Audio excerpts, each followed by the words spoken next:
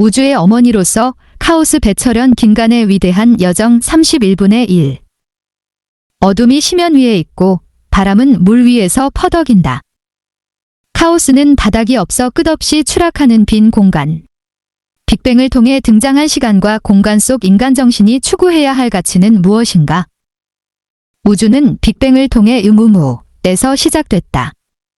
없음이 존재했던 아득한 세상의 시원은 인류에게 창조 신화로서 많은 영감을 부여했다. 지난 3년여에 걸쳐 성서의 위대한 질문, 예수의 위대한 질문글 잇따라 연재해 독자를 감동시켰던 배철현 교수가 11월호부터 인류 문명의 발자취를 탐구하는 새 기획 인간의 위대한 여정을 연재한다. 위대한 여정은 인간의 문명적 성장과 문화적 성숙의 지난한 과정을 높은 곳에서 굽어보는 유장한 기획이다. 문학과 예술, 과학과 철학이 부여한 해안으로 그는 인간 정신의 놀라운 전개 과정을 탐구한다. 필치는 강렬하고 통찰은 심원하다. 배철현 교수가 펼치는 생각의 너른 광장에 독자 여러분을 초대한다. 영인간은 누구인가? 진화론을 주장한 찰스 다윈. 인류는 항상 자신들의 기원에 대해 생각해왔다. 거의 모든 문화엔 창조 이야기가 등장한다. 찰스 다윈이 1859년 진화론을 소개하면서 인간의 기원에 대한 새로운 해답이 우리에게 주어졌다. 인간은 다른 동물과 같은 동물이며 원숭이와 기원이 같은 조상으로부터 진화했다. 다윈의 이론에 의하면 인간의 기원에 대한 질문은 다음처럼 정교해졌다. 무엇이 인간을 다른 동물과 다르게 만들었을까? 인간을 인간답게 만든 특징들은 무엇이며 이 특징들은 어떻게 진화되었는가? 이 특징들 중 다음과 같은 것들이 떠오른다. 두 발로 걷기, 불 다루기, 상징적인 언어, 자유의지, 유머. 18세기 스웨덴 생물학자 린네가 만물을 분류했을 때 인간을 호모 사피엔스 즉 생각할 줄 아는 인간이라고 불렀다. 그는 인간의 가장 큰 특징을 생각할 수 있는 능력으로 해석했다. 인간은 세상에 관한 지식을 축적하고 자신과 주변에 관해 의식할 수 있는 동물이다. 약 20만 년 전에 등장한 호모 사피엔스는 지구에 가장 최근에 등장한 동물이지만 단시간 내에 지구를 정복한 동물이기도 하다. 이 연재를 통해 필자는 인간의 위대한 여정을 인문과학 예술 분야에서 준해안으로 추적하려 한다. 앞으로 몇 번에 걸쳐 인간이 등장하기 전에 어떻게 우주와 태양계, 지구와 생명의 등장 과정을 살펴볼 것이다. 1. 빅뱅 이전에 무엇이 존재할 수 있을까? 과학자들에 의하면 137억 년 전에 빅뱅이란 전무후무한 신비한 폭발로 우주가 탄생했다고 말한다. 더 좋은 과학이론이 등장하면 빅뱅 이론을 대체하겠지만 현재는 우주의 기원을 설명하는 가장 보편적인 설명이다. 그렇다고 빅뱅 이론에 모든 과학자가 동의하는 것도 아니다. 빅뱅이 왜 일어났는지, 어떤 모습으로 진행되었는지, 빅뱅 이전엔 무엇이 존재했는지 정확하게 아는 과학자는 아무도 없다. 이 이론은 성서에 창세기 재등장하는 신이 우주를 말로 창조했다는 이론이나 고대 이집트 멤피스 창조 신화에서 푸타라는 신이 생각과 말로 창조했다는 주장만큼 황당해 보이지만 과학을 종교만큼이나 신봉하는 현대인들에겐 빅뱅 이론이 진리처럼 보인다. 빅뱅을 통해 우주를 구성하는 주요한 요소인 물질, 에너지, 그리고 시간과 공간이 작동하기 시작한다. 빅뱅이 마련한 시간과 공간 안에서 물질과 에너지들이 뭉쳐 복잡한 구조를 만들어냈다. 원자와 분자 그리고 다른 화학적 성분들이 만들어졌다. 빅뱅이 만든 수천억 개의 돌덩어리 중 하나인 지구에 생명이 등장하기 시작했다. 과학자들은 38억 년 전에 이 다양한 분자가 크고 작은 생물체들을 만들어냈다고 주장한다. 빅뱅 혹은 빅뱅 이전 상태를 목격한다는 것은 형용모순이다. 빅뱅을 통해 시간과 공간이 등장했기 때문에 빅뱅 이전을 논하는 것은 어불성설이다. 우리는 빅뱅 혹은 빅뱅 이전에 남긴 미세한 흔적을 나름대로 관찰하며 스스로 자랑스럽게 생각한다. 그 미세한 흔적이란 드넓게 펼쳐진 바다에 떨어진 물 한 방울에 대한 분석에 불과하다. 우주에서 볼 때 바닷가의 모래 한 알보다 작은 지구에 살면서 우주의 처음에 관한 이야기를 시도한다는 것은 어쩌면 황당할 수밖에 없다. 삶에는 답하기가 불가능한 질문이 많다. 역설적이게도 이런 질문의 대상은 인간의 삶을 근본적으로 지탱하는 공기와 유사하다. 그것들이 없다면 인간은 존재해야 하는 가치를 잃을지도 모른다. 우주, 생명, 정의, 아름다움, 질서, 진리, 착함, 신뢰, 사랑 등의 기원이나 작동 원리에 대해 우리는 알려고 노력할 뿐이다. 만물은 죽음과 태어남을 반복한다. 그렇다면 우주는 어떻게 태어났을까? 고대인들은 밤하늘의 총총한 별들을 보면서 자신의 눈으로 쏟아지는 별들의 처음에 관해 알고 싶었을 것이다. 새벽이면 사막의 지평선에서 세상을 환하게 밝히고 아침이면 예외 없이 떠오르는 태양은 누가 만들었을까? 인간들의 삶에 절대적 영향을 주는 감히 맨눈으로 오랫동안 보다가는 실명할 수도 있는 태양을 과연 누가 아침마다 땅거미에서 밀어 올리나? 중앙아시아에서 인도의 모헨조다로와 이란의 수사를 거쳐 자그로스 산맥을 넘어온 대상 무역상의 밤길을 밝혀주는 달에는 누가 살고 있을까? 밤하늘의 모든 별은 빙글빙글 움직이는데 누가 자기 자리로부터 한치도 움직이지 않는 북극성을 저곳에 매달아 놓았을까? 그들은 우주의 처음에 관해 탐구하기 시작했고 그 처음을 없음이라 규정했다. 우주가 창조되기 이전의 상태를 묘사할 수 있을까? 이 없음은 니슴에 대한 반대 개념이 아니라 우주가 존재하기 전의 상태, 즉 존재와 비존재를 넘어서는 어떤 것이다. 우주 창조 이전의 상태인 혼돈에 관한 대표적인 신화들, 즉 고대 힌두인들이 남긴 서사시 리그베다, 고대 바빌로니아인들이 기원전 17세기에 남긴 데누마엘리시 신화, 그리고 고대 이스라엘인들이 기원전 6세기에 남긴 창세기 한 장의 내용을 통해 살펴볼 것이다. 2. 힌두 서사시 리그베다의 혼돈. 창조에 관한 신비는 구전되오다 기원전 12세기경 정형화돼 종교의 틀을 갖추었다. 최초로 창조 설화를 기록한 리그베다로부터 파생된 사베스타는 조로아스터교의 근간이 됐다. 조로아스터교 신자들이 의식을 행하는 모습. 리그베다는 기원전 1500년부터 800년 사이에 구전으로 전승된 노래 모음집이다. 리그베다 중 10장 129절은 우주 창조에 관한 내용이다. 인도 유럽인들은 기원전 2000년경부터 지금의 이란과 인도로 내려와 정착하기 시작했고 기원전 1200년경에는 구전으로 우주의 처음에 관한 노래를 불렀다. 사실 기원전 12세기는 인류 역사상 가장 큰 지적인 변화가 일어났던 시기다. 이때 수천 년 동안 구전으로 내려오던 노래들이 정형화되었고 여러 집단이 이 노래를 바탕으로 민족 정체성을 확립하고 종교를 탄생시켰다. 서양인들은 기원전 2000년경 러시아 남부 발트 연안에서 하강하기 시작했다. 그중 한 집단은 이란에 정착해 아베스타, 더베스터라는 경전을 남겼다. 아베스타는 후대 조로아스터교의 근간이 되었고 또 다른 집단은 인도에 정착해 리그베다를 남겨 불교의 기본 틀을 제공했다.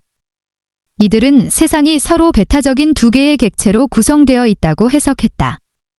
우주 창조 이전의 혼돈을 철학적으로 설명하는 리그베다 결장 129절 1디행의 번역과 해석을 살펴보자.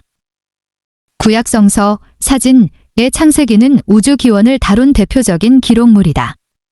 창세기는 리그베다, 에누마 엘리시와 함께 혼돈, 무질서으로부터 질서가 생겨난 창조의 여정을 담았다. 일행, 그때에는 비존재, 버세트도 없었고 존재, 세트도 없었습니다. 그때에는 공간의 범위도 없었고 그 너머의 하늘도 없었습니다. 누가 덮었습니까?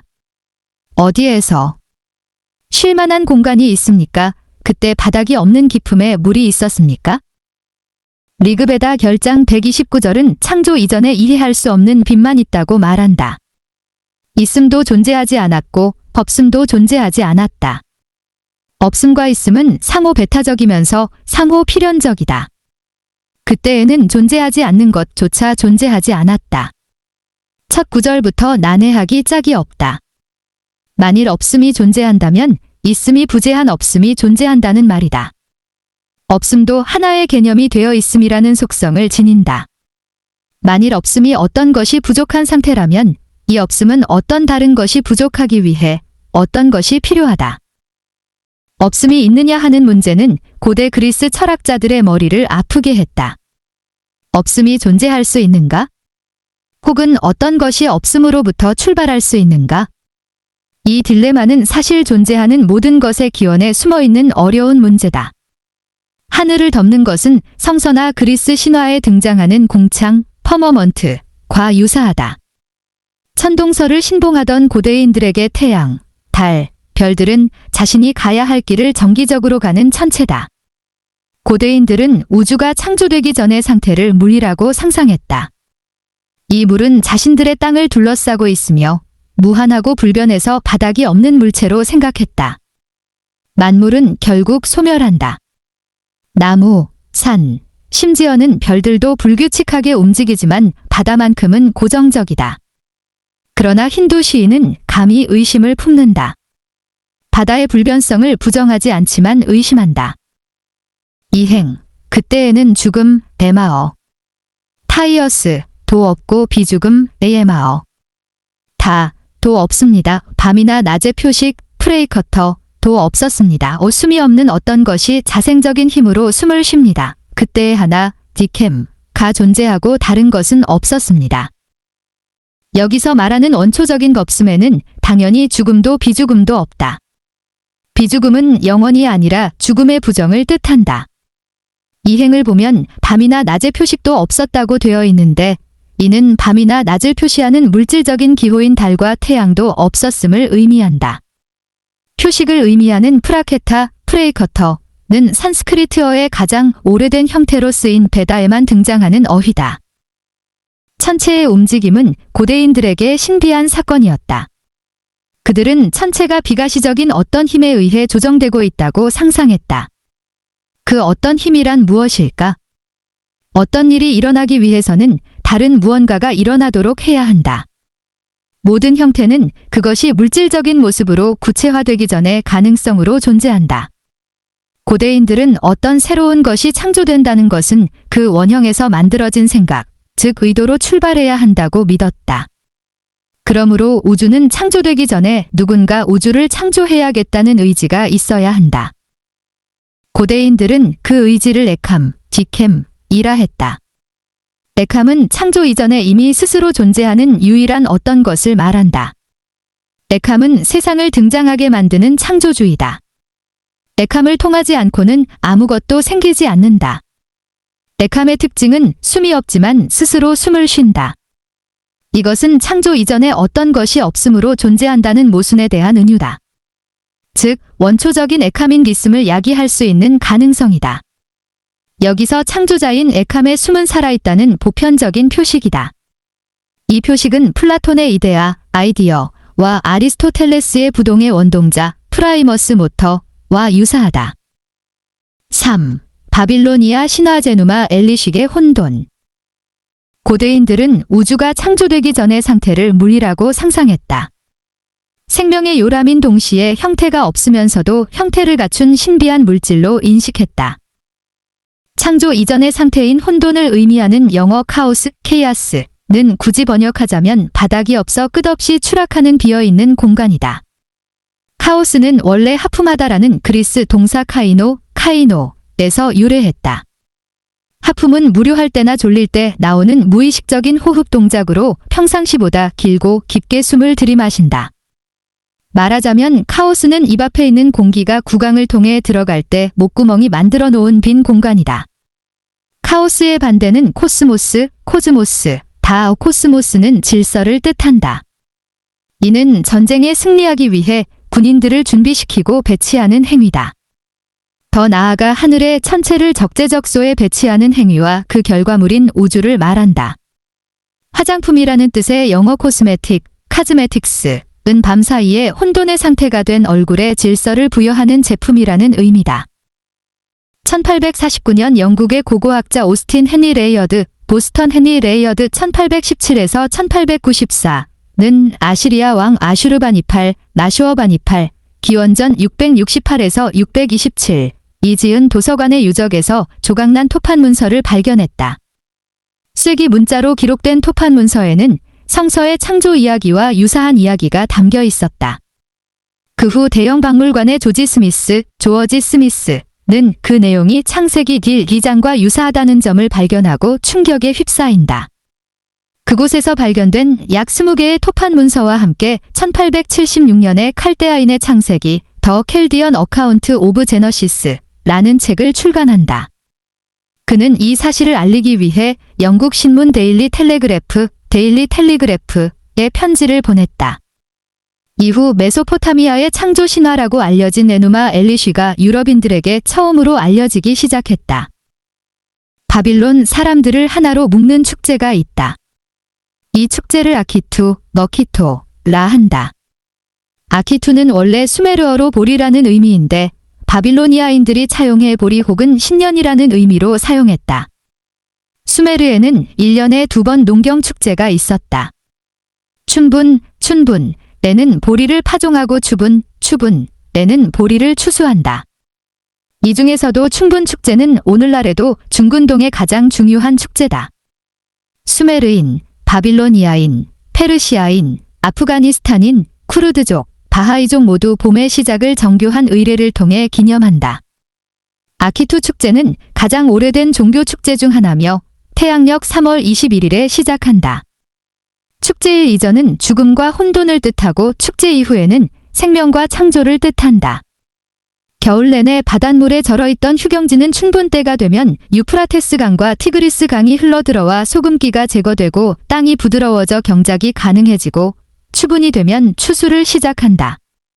춘분에 거행되는 아키투 축제는 신이 자신의 거주지를 떠나 처음으로 선택한 도시에 영원한 거처를 마련한 것을 기념하는 행렬이다.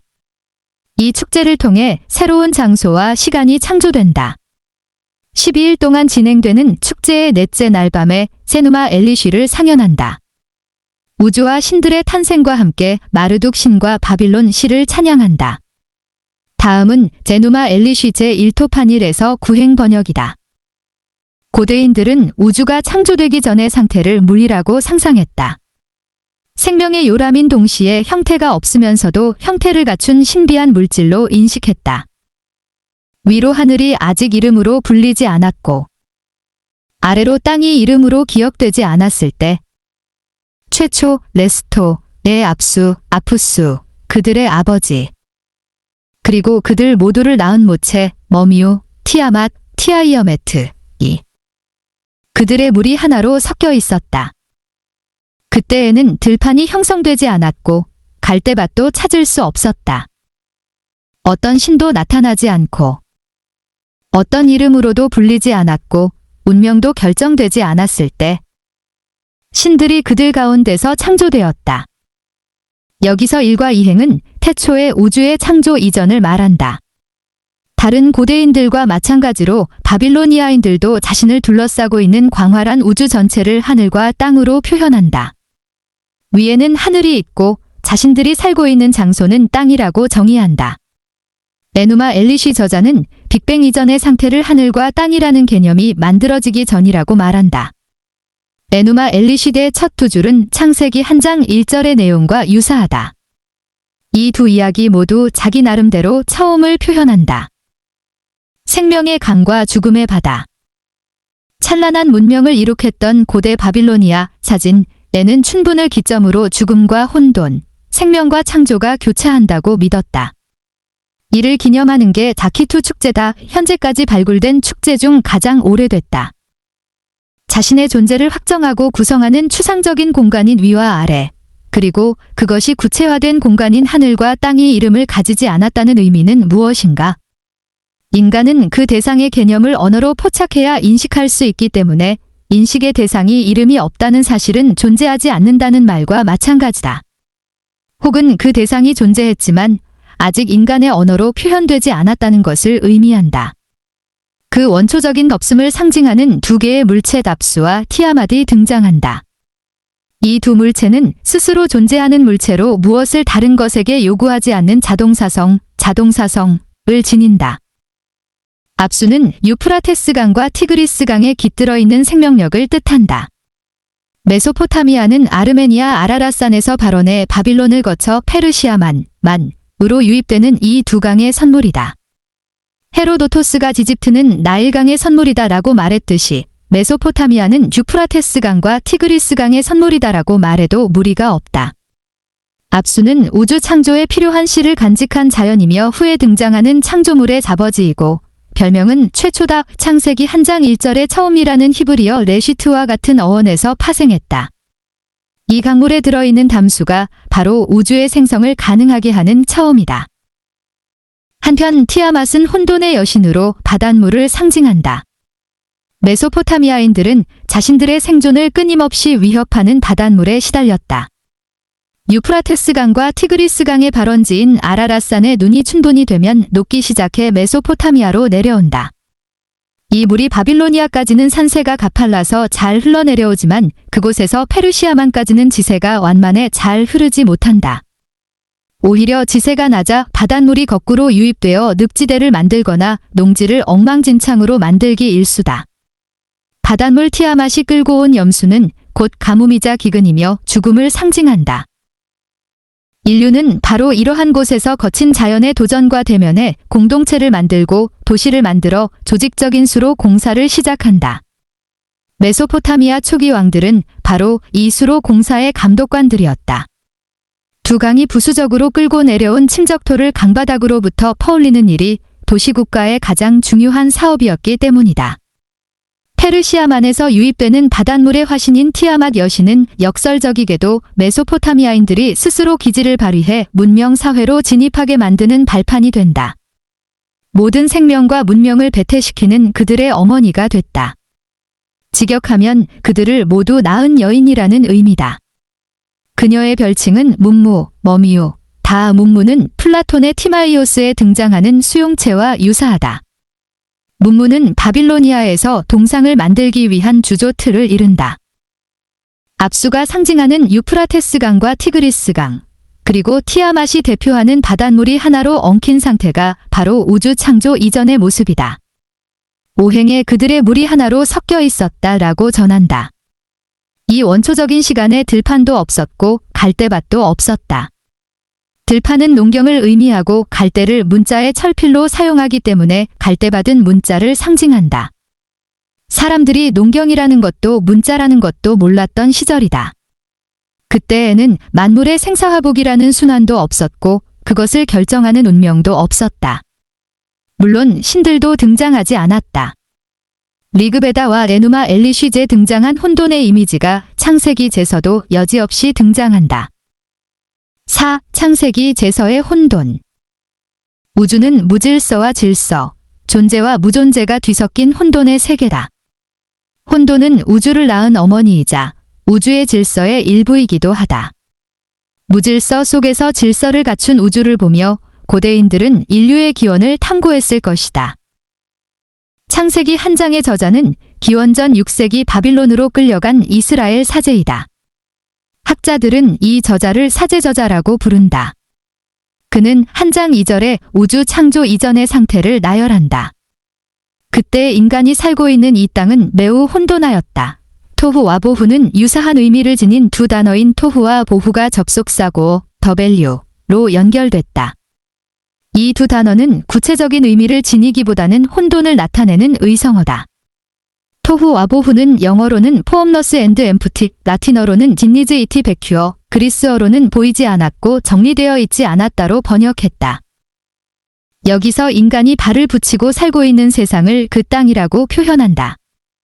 땅이라 번역된 하아레츠라는 히브리어는 아래라는 의미도 있으며 후에 동식물의 삶의 터전이 되는 공간이기도 하다. 저자는 그 땅의 상태를 토후와 보후, 비어 있었고 비어 있었다 라고 표현했다. 훗날 2세기 중반에 활동한 영지주의 사상가 밸런티니어스는 그리스도교를 플라톤주의와 연결시킨다. 그는 영원한 천상의 세계를 꽉 참이라는 의미를 지닌 플러로머로 가변적인 현상의 세계를 비어 있음이라는 의미의 케노머로 명명한다. 토후와 보후는 제누마 엘리쉬 한 장 5절에 언급된 그들의 물이 하나로 섞고 있었던 창조 이전의 무질서를 지칭하는 용어다. 이 문구에 대한 고대 언어나 현대 언어의 번역이 제각기 다른 이유는 토후와 보후라는 문구의 의미가 인간의 언어로는 표현할 수 없는 빅뱅 이전의 현상이기 때문이다. 두 단어 모두 후로 끝나 숨을 가파르게 뱉어내는 소리로 인간의 몸 안에서 공기나 빠져나간 상태를 의미한다. 토후와보후는 hendaiyodis, 즉 두 가지 유사한 단어를 나열해 그 각 단어가 전하는 유사한 의미를 강조하기 위한 이사일의 기사이에 라는 수사학적 용례다. 굳이 번역하자면 완전하게 버려진 공허한이라는 뜻이다. 이 단어는 기원전 6세기 바빌론에 끌려와 포로 생활을 하던 유대인들의 심정을 잘 드러내는 문구다. 유대 저자는 예루살렘 성전이 바빌로니아 제국의 왕 느부갓네자르 기원전 605에서 562년경에 의해 무참히 파괴되는 것을 목격했다. 유대인들은 유프라테스 강가에 앉아 예루살렘의 무너진 성전을 기억하며 자신들의 정체성도 말살된 절망적인 상태를 토후와보후라고 했다. 창조와 질서는 바로 이곳에서 시작한다. 이곳은 잡초가 무성하고 사나운 동물들이 득실거리며 불법과 사륙이 판치는 거대한 황무지다.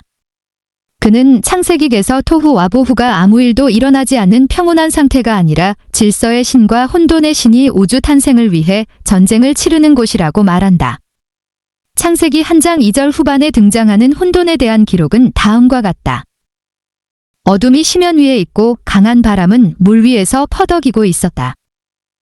혼돈을 설명하는 가장 손쉬운 표현은 어둠이다. 어둠이 시면 취해 있었다. 시면이란 무엇인가? 시면은 바닥이 없이 한없이 나락으로 떨어지는 블랙홀이다. 여기서 시면으로 번역되는 히브리 단어는 테홈, THM이다. 창세기제에 등장하는 테홈은 제누마 엘리시제에 나오는 티아맛과 어원적으로 같다. 셈족인들은 아주 오래전부터 혼돈을 상징하는 신화소로 테홈을 가지고 있었다. 이 신화소는 셈족인들에게 혼돈의 여신과 관련한 이야기를 구축하는 최소 단위가 됐다. 에누마 엘리시드에서 티아맛은 후에 등장하는 질서와 창조의 신인 마르둑과 싸우는 혼돈의 여신이나 창세기의 테홈은 자연의 일부로 등장한다. 그러나 두 단어의 어원이 같다는 점에서 테홈에는 무시무시한 혼돈의 여신의 흔적이 남아있다. 어둠이 시면 위에 있다 라는 말을 제누마 엘리시드에서 얻은 힌트를 통해 다시 번역하면 짙은 어둠이 혼돈의 여신이자 괴물인 티아맛의 얼굴 위에 자욱이 내려앉고 있었다가 될 것이다. 창조 이전의 상태는 제누마 엘리시드의 도입부에서 볼 수 있듯이 온통 어둠뿐이었고 그 밑에는 혼돈의 화신이자 거대한 바다의 여신 티아맛만이 존재했다. 창조 이전의 혼돈을 깨우는 것은 무엇일까? 혼돈을 상징하는 바닷물을 이길 수 있는 유일한 무기는 바로 바람이다. 바닷물을 상징하는 티아맛을 무찌를 무기는 마르둑의 할아버지인 아누, 신, 하늘신, 이준 4개의 바람이었다. 이 강력한 바람으로 흉흉한 바닷물을 몰아냈다는 메타포는 성서에 자주 등장한다. 에누마 엘리시드에서 마르둑 신이 티아맛을 바람으로 제압하듯이 창세기 1장 2절에서도 가장 강력한 바람이 물을 짓누르고 있는 긴박한 상황이다. 여기서 짓누르다라는 표현의 원래 의미는 새가 바닷물 위에서 먹이를 잡기 위해 날개를 퍼덕이는 모습이다. 강한 바람이 혼돈을 상징하는 물을 가르기 위해 바람을 일으킨다.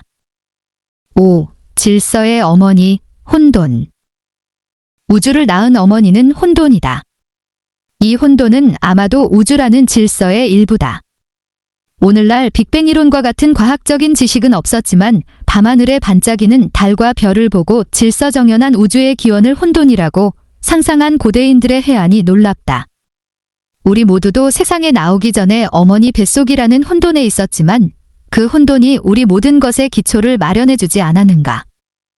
박스기사 우주와 인류가 걸어온 혁신의 발자취 돌아볼 터. 이번 새로운 연재는 종교적 색채를 벗어난 주제를 선택했다. 특별한 이유라도 있나?